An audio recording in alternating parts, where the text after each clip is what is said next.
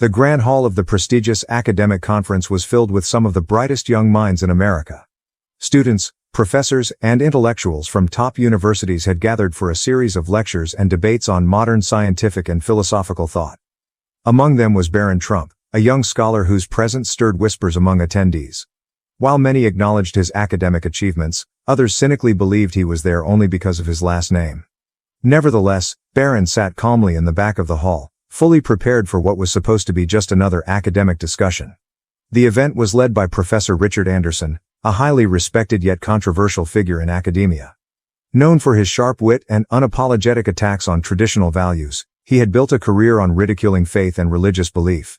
His lectures were less about education and more about intellectual dominance, often treating those who disagreed with his views as objects of public humiliation. Anderson saw himself as a champion of modern rationality, a crusader against what he viewed as outdated superstition. Many students idolized him, while others feared being the target of his sharp tongue. On this particular day, Professor Anderson was scheduled to give a talk titled "Leaving Antiquated Beliefs Behind, Embracing Modern Rationality." The anticipation in the room was palpable. Everyone knew Anderson's lectures were performances as much as they were intellectual discussions. He thrived on debate, often setting up straw-man arguments against religious beliefs, knocking them down with confidence, and basking in the applause of like-minded students. As the lecture began, Anderson paced the stage like a seasoned performer, a smirk playing on his lips as he scanned the audience. His eyes briefly locked onto Barron Trump, and a flicker of amusement passed across his face. To him, Barron was the perfect example of a young man trapped by outdated family traditions, someone who had inherited faith rather than chosen it through reason. Anderson had debated countless religious students before, and in his mind, this was just another easy intellectual victory waiting to happen. With a dramatic pause, Anderson opened his lecture. "Let's address the elephant in the room," he said, folding his arms. "Studies consistently show an inverse correlation between intelligence and religious belief. In simpler terms, the smarter you are, the less likely you are to believe in fairy tales." The audience chuckled nervously, some shifting uncomfortably in their seats. Anderson let the laughter settle before pulling up a graph on the projector screen, showing a declining line. "This is what happens to religious belief as IQ and education levels rise. Fascinating, isn't it?" He let his words hang in the air before his gaze returned to Barron. "Though, I suppose," Anderson continued, "some people's family traditions—" He paused for effect, his eyes still locked on Barron. "Make it harder for them to accept basic cognitive development." A few gasps rippled through the audience. While Anderson was always provocative, this felt personal. His remarks weren't just about religion anymore, they were a direct challenge to Barron himself. Unbeknownst to Anderson, he had just set the stage for a confrontation he would soon regret. Barron Trump was not an ordinary student. He was about to challenge the professor in a way no one ever had before. As the lecture continued, Professor Richard Anderson escalated his attack on religious belief with the confidence of a man who had won this argument many times before. His voice was sharp, cutting through the silence of the room as he delivered what he believed to be an undeniable truth. "In this room, we have some of the brightest young minds in America, future scientists, leaders, and thinkers," he said, his gaze sweeping across the audience. "And yet, I guarantee some of you still cling to these primitive beliefs, unable to break free from your cognitive limitations." His words hung in the air like a challenge, daring anyone to oppose him. His eyes flicked back to Barron Trump, who had remained still, listening intently. Unlike some students who either nervously chuckled or stared at their desks, Barron met the professor's gaze with unwavering composure. Anderson didn't like that. He expected discomfort, maybe even quiet shame, but not confidence. Determined to make an example of him, Anderson leaned forward on the podium, removing his glasses with an exaggerated motion. "Tell me," he continued, his voice laced with condescension, "what does it say about someone's intellectual capacity when they still believe in an invisible sky daddy in 2025? Laughter erupted from a handful of students, but it was uneasy. Even those who agreed with Anderson's views could sense the hostility in his tone. It wasn't just an academic debate anymore, it was a personal attack. He smirked, waiting for Barron to flinch. "Perhaps some of our more politically connected students," he added, "would care to enlighten us?" The tension in the room was suffocating. The students held their breath, watching to see if Barron would back down. Professor Anderson was known for humiliating his opponents, especially those who believed in God. But this time, he had underestimated his challenger. Barron remained calm, his jaw tightening slightly but his expression unreadable. For a moment, the professor assumed his silence meant he had won. But then, Barron finally stood up. The room went dead silent. His voice, steady and unshaken, cut through the tension like a blade. "Actually, Professor," he said, "I would be happy to address your concerns about cognitive development." The amused smirk on Anderson's face faltered. He wasn't expecting a measured, confident response. He was expecting either blind anger or quiet submission. But Barron Trump wasn't going to give him either. Some students exchanged glances, suddenly more interested in what was about to happen than the professor's usual rhetoric. Even Professor Thompson, who had been watching uneasily from the back, leaned forward. He had seen Anderson take down countless students before, but there was something different about this moment. Something different about Barron Trump. Anderson recovered quickly, shaking off his initial surprise. Well, he said. "Young Mr. Trump wants to educate us about intellectual capacity?" He gestured theatrically. "Please, enlighten us about how your God fits into the modern world of quantum physics and artificial intelligence." A few students snickered, but there was a nervous energy in the room now. Anderson had just provoked the wrong person. Barron tilted his head slightly, unfazed. "First," he said, his voice calm but firm, "I find it interesting that someone who champions intellectual discourse would resort to mockery instead of actual academic discussion." A few gasps rippled through the room. Anderson's smirk twitched, but he didn't interrupt. "But since you brought up cognitive development," Barron continued, "let's discuss that." The lecture hall grew even quieter. No one could have predicted what was about to happen next. Professor Anderson had just set himself up for one of the most humiliating moments of his career. The moment hung in the air as Barron Trump stood tall, his gaze unwavering, his expression calm. Unlike many students who had previously folded under Professor Anderson's relentless ridicule, Barron showed no signs of nervousness. He adjusted his posture, squared his shoulders, and spoke with a quiet authority that instantly commanded the room's attention. "First," Barron began, "I find it interesting that someone who claims to champion intellectual discourse relies more on mockery than on actual academic discussion." A few murmurs rippled through the audience. Some students shifted in their seats, sensing that this would not be a typical one-sided debate where Anderson easily dismantled his opponent. The professor's smirk faltered ever so slightly. "Oh please," Anderson interrupted, waving a dismissive hand. "Spare us the Sunday school lessons. I've spent 30 years studying cognitive development. Are you suggesting you know better?" Barron didn't blink. "I'm suggesting that your bias is showing, Professor," he said smoothly. "You claim to follow evidence, yet you completely ignore the countless brilliant minds throughout history who have reconciled faith and reason." The professor let out a sharp scoff. "Newton, Planck, Collins," he said with exaggerated disbelief. "Ancient history? What are you going to tell us next? That God is a magician who snapped his fingers and created the universe?" His attempt at humor fell flat.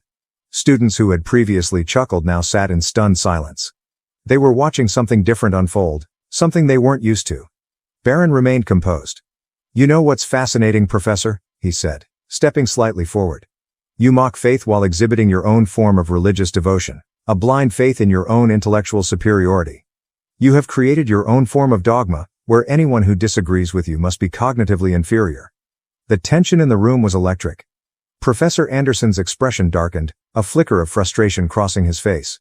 He had expected a naive defense, a flustered student grasping for arguments, but instead, Barron was calmly dismantling his entire rhetorical strategy.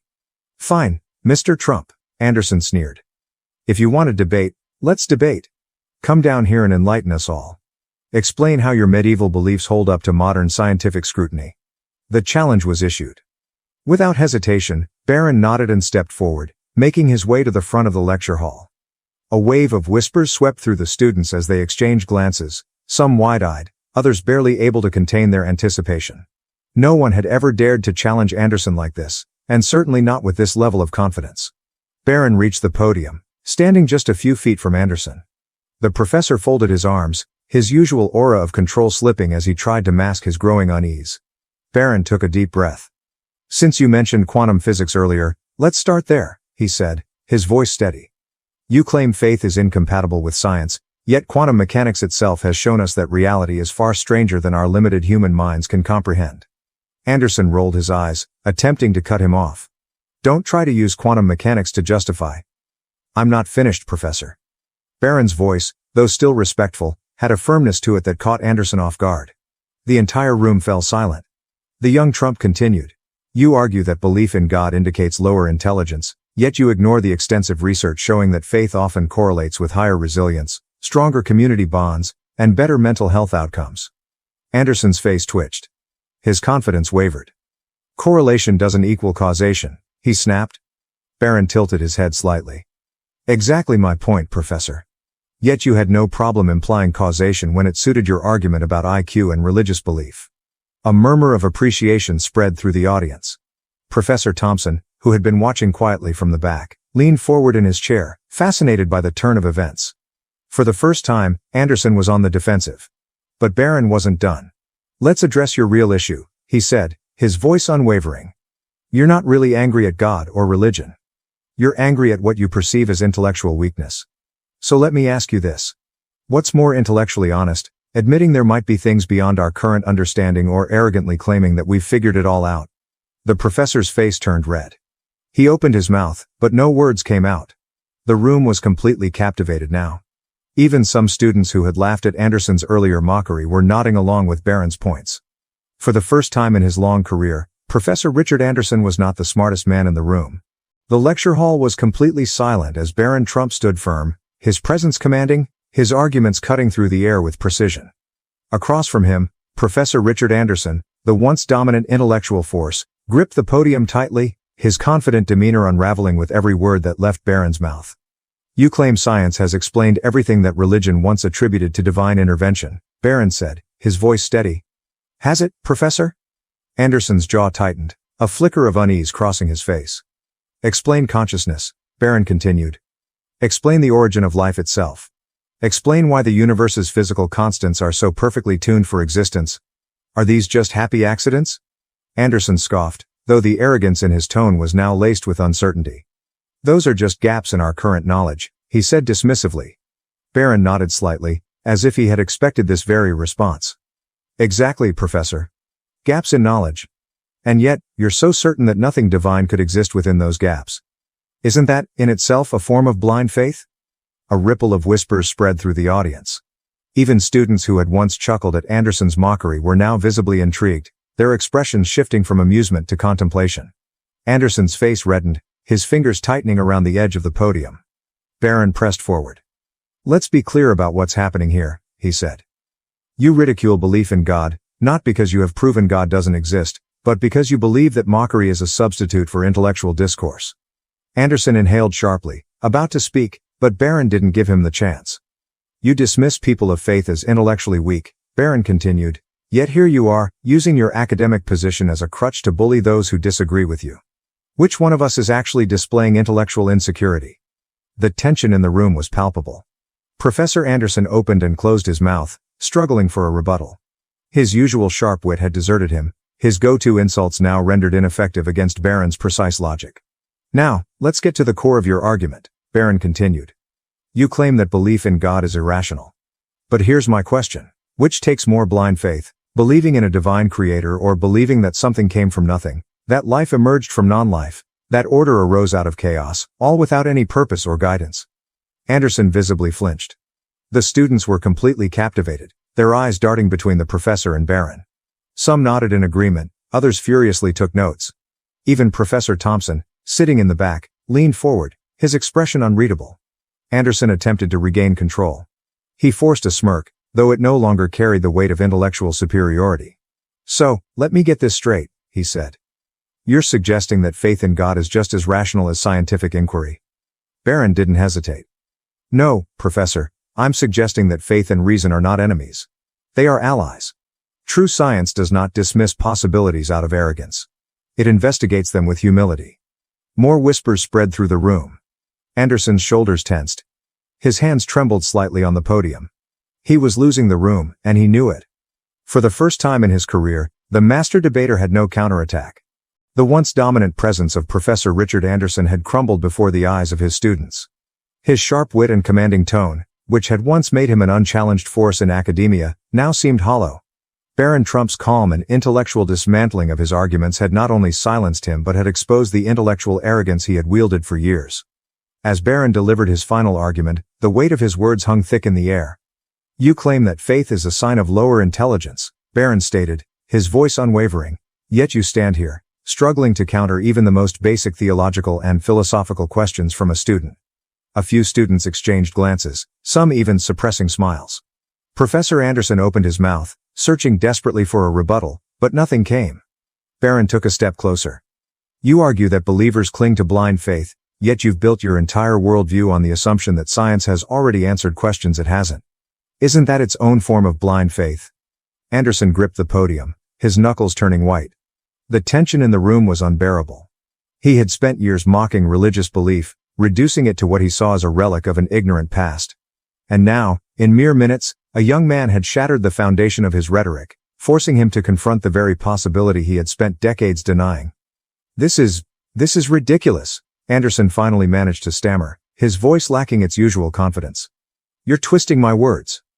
Am I? Barron replied, tilting his head slightly. Or are you simply realizing that your own arguments don't stand up to scrutiny? A murmur of agreement rippled through the lecture hall. Students who had once feared speaking up against Anderson's harsh critiques were now nodding along with Barron's points. Even those who had initially laughed at Anderson's jabs at religion now looked at him with something different: pity. Professor Thompson, who had been observing from the back, leaned forward, his brow furrowed. He had long been aware of Anderson's dismissive attitude toward faith, but he had never seen him so utterly at a loss for words. Anderson cleared his throat, trying to regain his composure. Science is based on evidence, he said, but his voice wavered. Religion is based on superstition. Barron didn't even need to respond. His previous arguments had already dismantled that claim. Silence stretched through the room. Anderson had lost. The professor, once a beacon of unshakable confidence, now seemed smaller, as if the weight of his own arrogance had finally crushed him. His students had seen it. His colleagues had seen it. And worst of all, he had seen it himself. As Barron gave a small, polite nod and returned to his seat, the moment solidified itself in the minds of every person in the room. The great Professor Anderson, the man who had built his career on mocking faith, had been completely dismantled, not by an esteemed scientist, not by another academic giant, but by a young student who simply refused to be intimidated. As the lecture finally drew to a close, a strange energy filled the room. The usual shuffle of students gathering their belongings was accompanied by an unusual buzz of whispers and hushed conversations. But this time, they weren't discussing the professor's lecture or the academic conference. They were talking about Barron Trump and what they had just witnessed. For years, Professor Richard Anderson had been seen as an intellectual giant, someone who could effortlessly dismantle anyone who challenged his ideas, particularly when it came to faith. Many students had admired his wit, his commanding presence, and his unshakable confidence. But today, they had seen something entirely different. They had watched him struggle, stumble, and ultimately fall apart under the weight of Barron's logical and composed rebuttals. Anderson's once invincible persona had cracked, and with it, so had his hold on their unquestioning admiration. Some students who had laughed at his earlier mockery of faith now stood by the door, looking at him differently, not as an intellectual authority, but as someone who had been caught in his own arrogance. Others, who had once felt silenced in his classes, now felt emboldened. I've never seen him like that. One student whispered to another. He couldn't even respond, another added. Some students, who had never given much thought to faith before, found themselves reconsidering their views. They had always been taught that faith and intellect were incompatible, that religion was something for the weak-minded or uninformed. But Barron had proven otherwise. He had stood his ground, argued with precision, and completely unraveled one of the most feared professors in the academic world, all without raising his voice. One student, a philosophy major, turned to his friend and said, I thought faith was just an outdated way of thinking. But maybe I've been looking at it all wrong. Meanwhile, Professor Anderson sat frozen behind the podium, his hands trembling slightly as he shuffled his papers. His usual authoritative closing remarks were reduced to a barely audible mumble. He couldn't even look up. The man who had dominated this lecture hall for years was now a shell of his former self. As students filed out of the room, some of them stopped to speak to Barron. A few even applauded him quietly. That was incredible, one student said. You didn't just hold your own, you completely turned the tables on him, another added. Through it all, Barron remained humble. He thanked them politely but refused to gloat over Anderson's humiliation. His argument had never been about defeating Anderson as a person, but rather about defending the truth. At the back of the room, Professor Thompson watched the entire scene unfold. He had warned Anderson about his arrogance before, but the man had always dismissed such concerns. Now, Thompson could see it in Anderson's eyes. He knew he had overplayed his hand, and it had cost him everything. As the conference continued that afternoon, the story spread like wildfire. What had started as a routine lecture had become an unforgettable moment, one that would be talked about in academic circles for years to come. For Professor Anderson, the fallout was just beginning. But for Barron Trump, this was only the beginning of a much larger conversation about faith, intellect, and the power of standing firm in one's beliefs. The conference hall was now empty. The once bustling room, filled with the chatter of eager students and confident intellectuals, had fallen into an eerie silence. At the podium, Professor Richard Anderson sat alone, his hands resting limply on the stack of lecture notes that had once served as his arsenal against faith and tradition. But now, they felt like nothing more than meaningless scribbles. For years, he had been known for his unshakable confidence, his ability to intimidate students and effortlessly ridicule religious belief. He had prided himself on his ability to turn faith into a punchline. Yet, today, a young man, a student no less, had completely dismantled him, exposing not just flaws in his arguments, but flaws in his own intellectual arrogance. Anderson let out a slow breath, his mind replaying the confrontation. He had started the lecture as he always did, with absolute certainty in his own superiority. He had expected Barron Trump to react like many before him, flustered, defensive, struggling to find words against his carefully structured arguments. But instead, Barron had remained calm, precise, and unwavering. Worse yet, Barron had done something no one else had ever done. He had forced Anderson to question himself. For the first time in his long career, Anderson felt uncertain. It wasn't just that Barron had outmaneuvered him in the debate. It was the realization that he had been wrong about something fundamental. He had spent years believing that faith was a crutch for the weak-minded, that religion had no place in serious intellectual discourse. But today, he had witnessed a young man who was not only deeply faithful but also intellectually formidable. The two qualities he had long dismissed as incompatible had been seamlessly woven together before his very eyes. His fingers trembled as he reached for his pen. He had often told his students that true intellectuals were those who never stopped questioning, even their own beliefs. But had he ever truly followed that principle himself? A soft knock on the podium snapped him from his thoughts. He looked up and was startled to see Barron Trump standing there, his expression calm yet understanding. "Professor," Barron said respectfully, "I just wanted to thank you for the discussion today." Anderson stared at him for a long moment. This young man had every right to gloat, to rub his victory in his face. But instead, he had come back with humility and respect. A tired smile formed on Anderson's lips. "In all my years of teaching," he admitted, "no one has ever challenged me the way you did today. You made me realize, maybe I've been too quick to dismiss things I don't fully understand." Barron nodded, offering a small but knowing smile. "That's all any of us can do, Professor. Keep learning." As Barron turned and walked away, Anderson sat back in his chair, letting out a quiet chuckle. How ironic. He had spent years trying to disprove faith, yet today, faith had proven something to him. For the first time in his life, Professor Anderson felt something unfamiliar stir within him, a sense of humility, a willingness to reconsider. Perhaps, after all these years, he still had something left to learn. In today's world, faith and intellect are often seen as opposing forces, with many believing that embracing one means rejecting the other. The debate between Barron Trump and Professor Anderson highlights a much larger cultural struggle, one that affects people in academia, the workplace, and even personal relationships. Too often, individuals feel pressured to prove their intelligence by dismissing faith, assuming that belief in God is outdated or irrational. However, Barron's ability to defend his faith with logic, reason, and confidence demonstrates that faith and intellect are not mutually exclusive. In fact, history has shown that some of the greatest minds, Isaac Newton, Albert Einstein, and Francis Collins, have found ways to integrate their scientific knowledge with their spiritual beliefs. Instead of seeing faith as a weakness, we should recognize that it can provide meaning, purpose, and even complement scientific discovery. One of the most valuable lessons from Barron's debate is the importance of approaching difficult conversations with confidence rather than fear. Many people shy away from discussing faith because they worry about being judged or dismissed. However, Barron's calm and articulate response to Anderson's attacks proves that standing firm in one's beliefs, while maintaining respect and intellectual rigor, can shift the entire conversation. Similarly, we should strive to educate ourselves about our faith so that when challenged, we can respond with thoughtful arguments rather than emotional reactions. Moreover, recognizing that science and faith can work together allows us to avoid the false dichotomy that forces people to choose between logic and spirituality. Science explains how things work, but faith explores why they exist in the first place. Two perspectives that can enhance, rather than contradict each other. Another key takeaway from this debate is the need to question biases. Professor Anderson assumed that religious belief was a sign of intellectual inferiority, But Barron exposed the professor's own intellectual blind spots.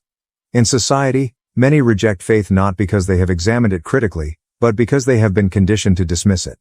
Whenever someone argues that faith is irrational, we should ask whether their reasoning is truly objective or driven by personal bias. Additionally, Barron's story serves as a reminder to stay true to our beliefs even in environments that may not be welcoming to faith. Many young people feel pressured to hide their spirituality to fit in, whether in universities or professional settings.